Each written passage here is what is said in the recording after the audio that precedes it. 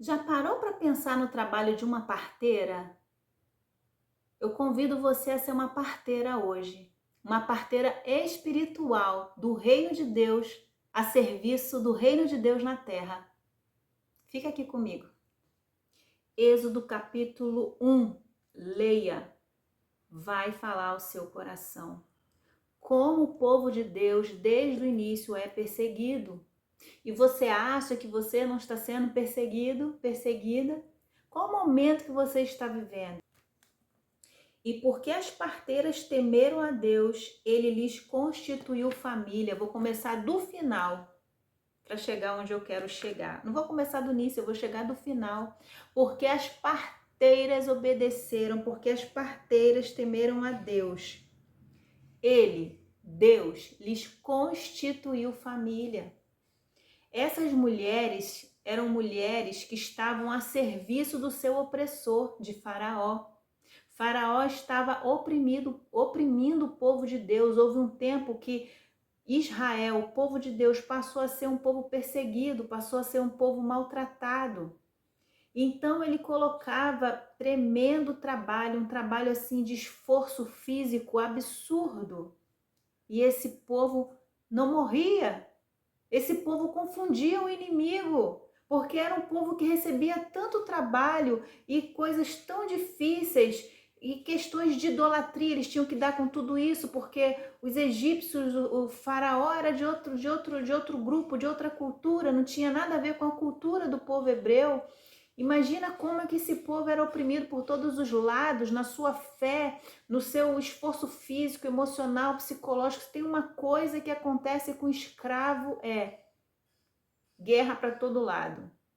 Guerra para tudo que é canto, é emocional, é psicológico, é físico, moral, é de todas as ordens. É um povo que é posto para morrer, digamos assim. Então o povo, debaixo de toda essa opressão, em vez de morrer, o povo se fortalecia. Em vez de morrer, o povo se multiplicava. Isso confundia o inimigo, isso confundia Faraó. E que a gente continue confundindo o nosso inimigo. Faraó deu uma ordem às parteiras para que fossem examinar as hebreias e que, se fossem meninos, que fossem exterminados, jogados no rio Nilo. E se fossem meninas, que permanecessem, deixassem viver. O faraó estava preocupado com o que pudesse acontecer com um povo tão forte, tão abençoado pelo Senhor. Ele via a bênção de Deus sobre o povo de Deus. O inimigo vê a bênção de Deus sobre a nossa vida, sobre a tua vida. Então ele, tenta, ele vai se articular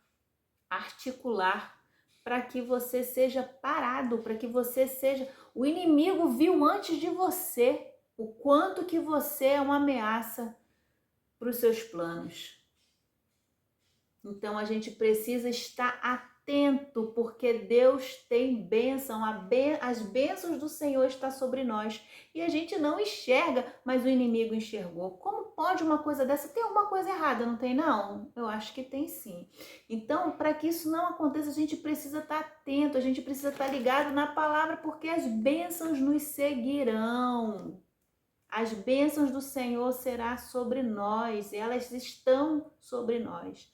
Então essas mulheres preferiram temer a Deus ao invés de Faraó. E elas foram chamadas diante de Faraó, questionadas: por que esses meninos estão vivendo? O que acontece? Porque o inimigo ele vai querer saber de você. O que acontece com você? Por que você não morre logo? Por que esse povo não deixa de existir? Por que esse povo está levantando? Eu estou dando trabalho 10 vezes mais, esse povo está levantando. O que está acontecendo? O inimigo vai chegar e perguntar essas coisinhas para você. Por que você continua rindo? Por que na sua casa tem e na minha casa não tem? É isso sim. E o que você terá para dizer? Porque essas mulheres tinham que dizer. Então, vamos despertar, deixar dessa meninice de ficar chorando pitanga quando o inimigo chega. É mesmo, eu sou uma derrotada, eu sou um derrotado, olha como eu sou. Não, elas tinham que dizer, olha, as mulheres, olha, ainda tirou onda, presta atenção nisso, presta atenção nisso. As hebreias não são como as egípcias. As hebreias são vigorosas. Gente, que é isso? Ainda zoou com a cara de Faraó. As hebreias não são como as egípcias, não.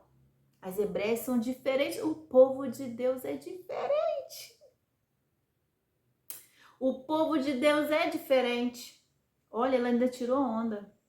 Então, quando eu chego lá para examinar, os meninos já nasceram. Essas mulheres são tão fortes que quem sou eu na fila do... Eu sou parteira até. Elas já tiveram filhos. Então, por isso.